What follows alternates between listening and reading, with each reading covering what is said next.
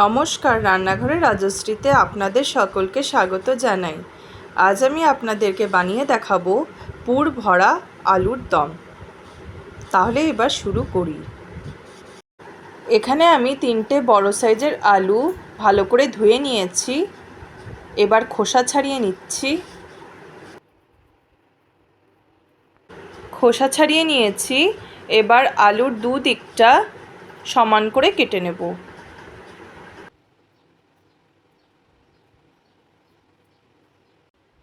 হয়ে গেছে। এবার মাঝখান দিয়ে 2 টুকরো করে নেব।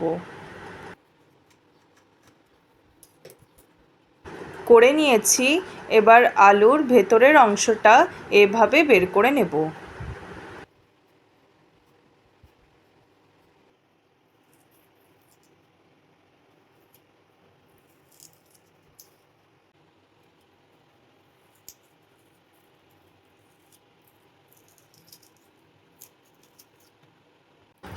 চামচ দিয়ে ভালো করে বের করে নিলাম। ঠিক এভাবে সবগুলো বাটির মতো করে নিলাম। এই বেঁচে থাকা আলুগুলো দিয়ে আপনারা পরোটা বা অন্য আইটেম করতে পারেন। এবার আলুগুলোকে পরিষ্কার জল দিয়ে ধুয়ে নেওয়ার পর নুন হলুদ মাখিয়ে নিচ্ছি।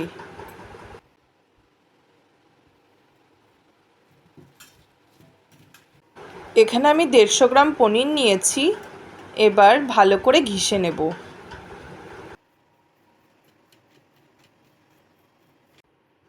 হয়ে গেছে। এবার আলুগুলোকে ভেজে নেব। কড়াই গরম করে পরিমাণ মতো সাদা তেল দিয়ে দিলাম। এবার আলুগুলোকে এভাবে ভেজে নিচ্ছি।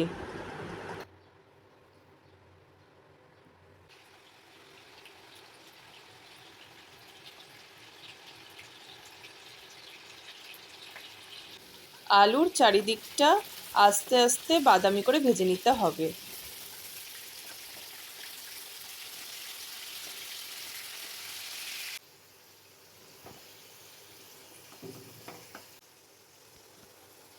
হয়ে গেছে। এবার তেলের থেকে আলুগুলোকে তুলে নিচ্ছি। এবার কিছুটা তেল তুলে রেখে দিয়েছি। ঘিষে রাখা পনিরটা দিয়ে দিলাম। অল্প তেলের মধ্যে এই ঘিষে রাখা পনিরটা ভেজে নিচ্ছি। অল্প নুন দিলাম। এর মধ্যে অল্প করে জিরে গুঁড়ো, ধনে গুঁড়ো আর লাল লঙ্কার গুঁড়ো দিয়ে দিলাম। একটু নেড়েচেড়ে নেওয়ার পর অল্প গরম মশলা আর হাফ চামচের মতো টমেটো কেচাপ দিয়ে নামিয়ে দেব।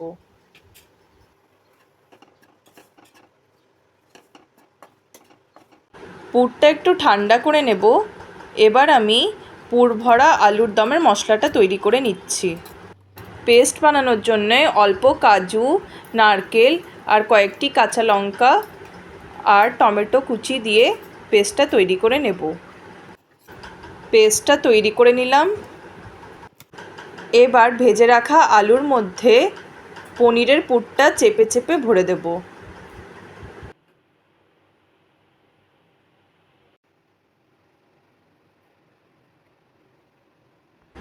সবগুলো তৈরি করে নিলাম। কড়াই গরম করে আগের থেকে আলু ভাজা কিছুটা তেল তুলে রেখেছিলাম, সেটা দিয়ে দিলাম। তেজপাতা আর দারচিনি দিয়ে দিলাম। কিছুটা মটরশুঁটি দিয়ে দিলাম। অল্প নুন দিয়ে নেড়েচেড়ে নেব। এবার কাজু, নারকেল, কাঁচা লঙ্কা, টমেটোর পেস্টটা দিয়ে দিলাম।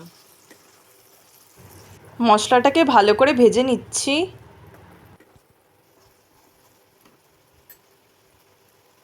এবার 1 চামচ করে জিরে গুঁড়ো, ধনে গুঁড়ো আর অল্প লাল লঙ্কার গুঁড়ো আর অল্প হলুদ দিয়ে দিলাম।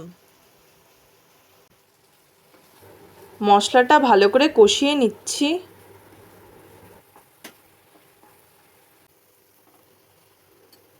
দু চামচ ফ্রেশ টক দই দিয়ে দিলাম।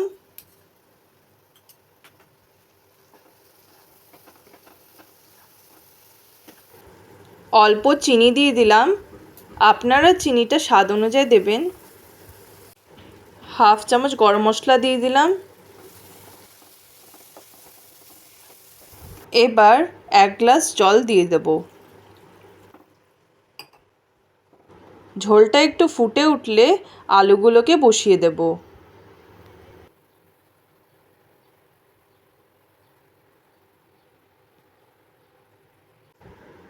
এবার আলুগুলোর ওপরে এভাবে চামচ দিয়ে গ্রেভি দিয়ে দিচ্ছি।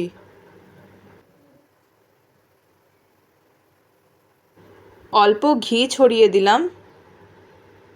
এবার ওপর দিয়ে একটা ঢাকনা দিয়ে দিলাম যতক্ষণ না আলুগুলো ভালোভাবে সেদ্ধ হয়। ঢাকনা তুলে নিলাম। আলুগুলো ভালোভাবে সেদ্ধ হয়ে গেছে। পুর ভরা আলুর দম পুরোপুরিভাবে তৈরি হয়ে গেছে। এটি গরম গরম ভাতের সাথে বা রুটির সাথে খেতে বেশ ভালো লাগবে। আমার এই রেসিপিটি যদি আপনাদের ভালো লেগে থাকে তাহলে প্লিজ লাইক আর সাবস্ক্রাইব করে দিন।